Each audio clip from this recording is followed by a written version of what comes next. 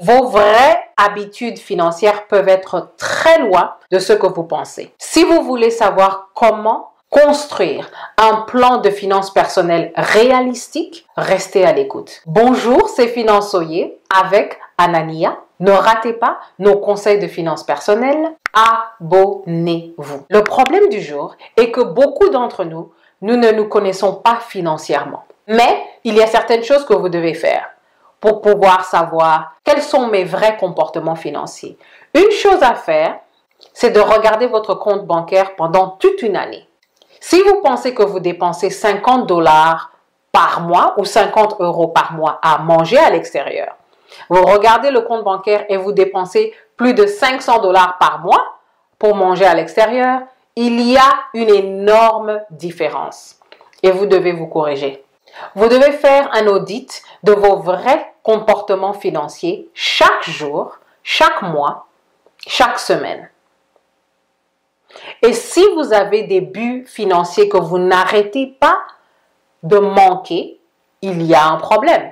Donc, évaluez votre performance du passé. La question du jour, quelles sont vos tendances naturelles que vous avez surmontées pour achever vos buts financiers?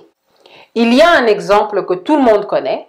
Vous avez un couple, le mari est dépensier, la femme est celle qui économise.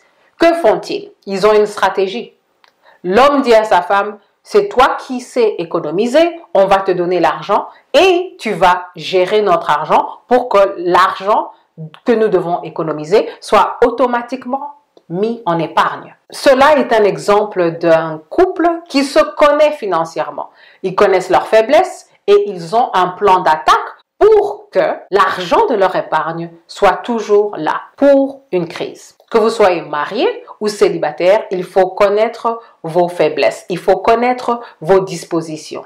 Parce que c'est la seule manière de faire un plan qui vous va et qui va vous amener au succès.